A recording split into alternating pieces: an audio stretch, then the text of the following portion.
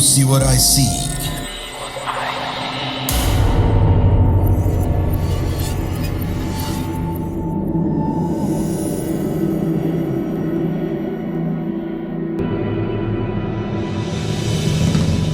Halo, selamat pagi. Ini saya Rismega Warna.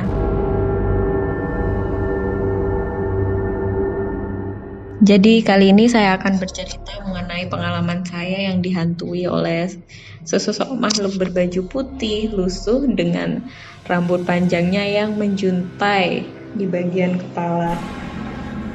Jadi kisahnya begini. Di depan rumah saya ini ada sebuah rumah kosong.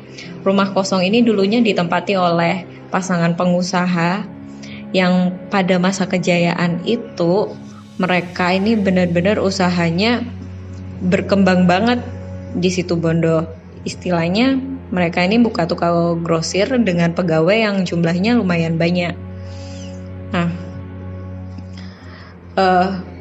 nggak lama setelah itu di tahun 2002 sama 2004 kalau nggak salah di situ Bondo terjadi banjir bandang besar. Karena banjir tersebut banyak warga yang mengalami kerugian dan salah satunya dialami oleh pasangan tersebut yang mana produksi makanan atau stok-stok makanannya ini banyak yang rusak, hancur, bahkan hewan peliharanya sendiri juga mati mengenaskan pada saat itu karena terseret air. Dan sejak saat itu rumah tersebut ini menjadi kosong, melompong. Semuanya diambil, diangkut, dan yang nggak diangkut dibiarkan di situ. Banjirnya pada saat itu hampir setinggi 2 meter ya. Jadi tinggi banget. Dan setelah kejadian itu rumah-rumah yang akhirnya ditinggalkan oleh pemiliknya banyak yang diambil seperti kacanya, gentengnya ya seperti itulah. Lalu beberapa bulan berlalu dan tahun-tahun pun berlalu. Dan rumah ini semakin lama menjadi semakin horor karena lampunya nggak hidup. Terus setelah itu bekas banjir masih menempel di tembok yang mana masih bisa kelihatan tinggi banjirnya seperti apa dengan keadaan sekitar yang campur baur antara semak-semak yang tumbuh juga lumpur-lumpur yang udah kering banget juga sampah-sampah yang ada di sekitar rumah tersebut. Gak lama setelah itu, pada saat itu saya sudah memasuki masa kuliah semester 4 paling. Nah, salah satu teman saya ini berkunjung ke rumah. Karena rumah tersebut atau rumah depan saya itu kosong, gak ada lampu, benar-benar peteng. Teman saya ini terpaku melihat rumah itu. Tiba-tiba aja terpaku. Lalu saya tanya, kenapa mau ngeliatin rumah itu? Terus dia bilang, enggak nih kayaknya tadi ada orang deh masuk ke dalam rumah. Terus aku jawab dong, mana mungkin rumah itu kosong gak ada yang ninggalin. Kalaupun masuk buat apa? Udah serem banget seperti itu.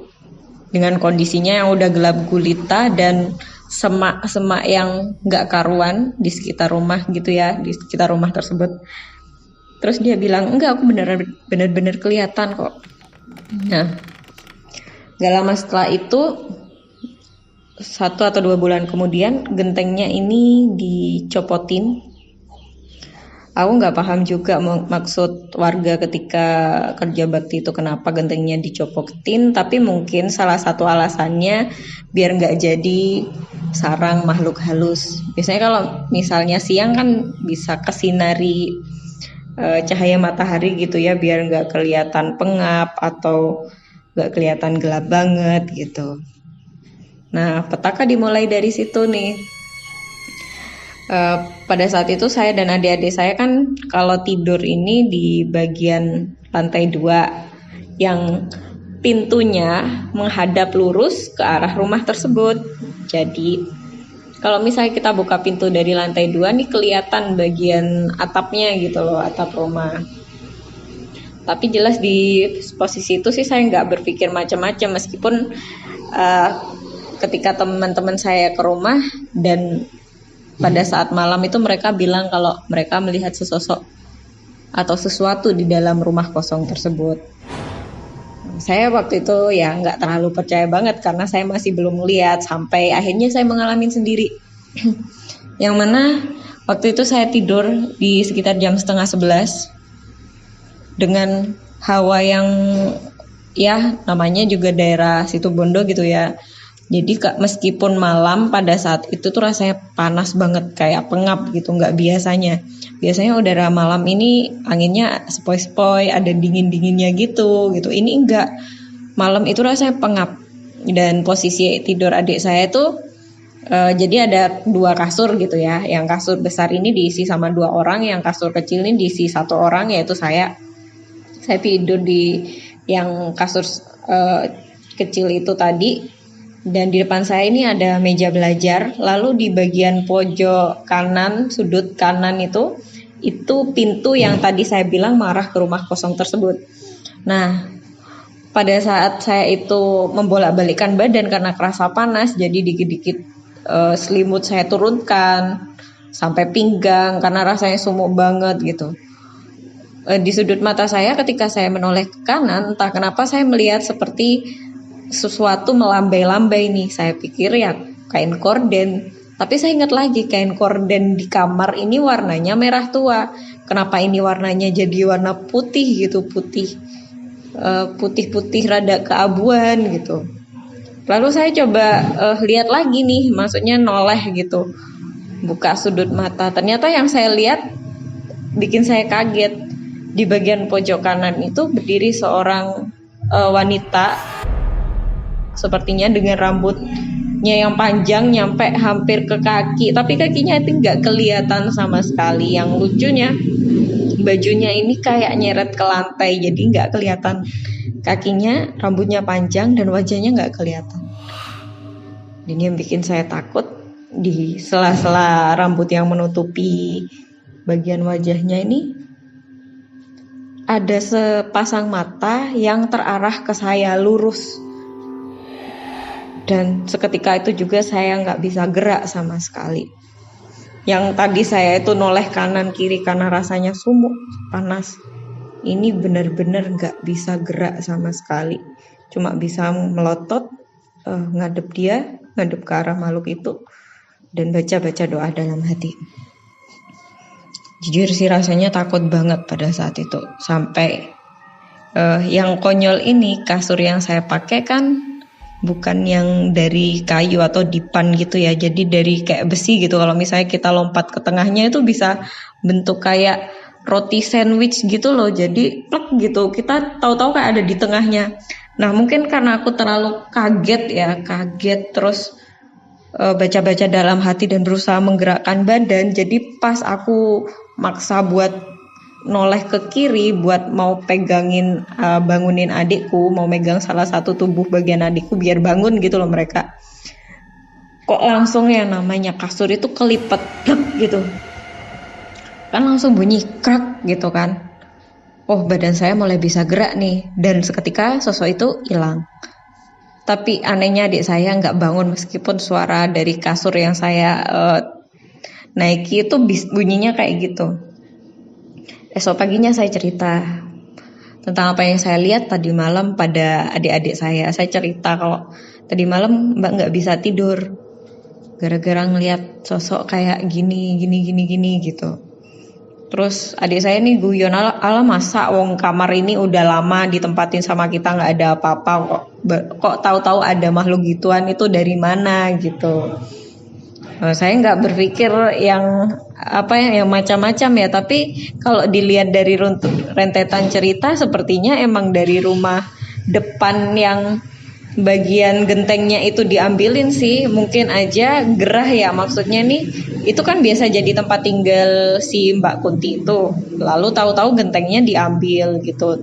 Yang biasanya paling yang tempat biasanya buat dia seliweran istirahat di sana keganggu karena bagian atapnya kebuka. Aku sempat mikir ke arah sana, tapi ya masa sih gitu.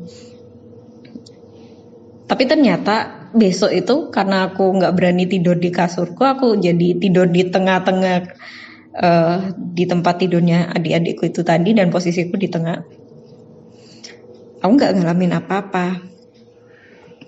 Oke, akhirnya hari ketiganya aku balik lagi ke kasurku. Ternyata aku diganggu lagi nih, dan kali ini aku sempat baca doa dan sempat bangunin adikku, lalu aku tidur di tengah-tengah mereka. Sampai jam 1 tidur itu, ketika aku udah berhasil bangunin mereka dan tidur di tengah, aku tuh tiba-tiba kebangun gitu, pengen kamar mandi. Jadi ketika kamar mandi gak ngeliat apa-apa sih. Lalu pas mulai kembali ke kamar, disitulah sosok itu muncul lagi, berdiri menghadap sudut. Cuman kali ini dia membelakangi saya. Sebenarnya sempat membeku sih pada saat ngeliat itu. Cuman daripada balik ke bawah, kamar bapak sama ibu ini juga dikunci dari dalam. Akhirnya yang aku lakuin, tidur di tengah dengan bangunin salah satu adikku, dan aku tertidur sambil megangin tangan mereka saking takutnya. Ya, itu aja sih pengalaman yang aku punya yang berhubungan dengan Mbak Kunti, yang melihatnya menurut aku rada intens gitu, meskipun aku nggak lihat secara keseluruhan wajahnya gimana karena sebagian besar rambutnya nutupin wajahnya gitu ya. Tapi kalau ngelihat sepasang mata yang melotot itu rasanya bener-bener takut dan nggak bisa lupa sampai sekarang. Oke, terima kasih sudah mendengarkan dan maaf kalau banyak kekurangan ketika bercerita. Terima kasih.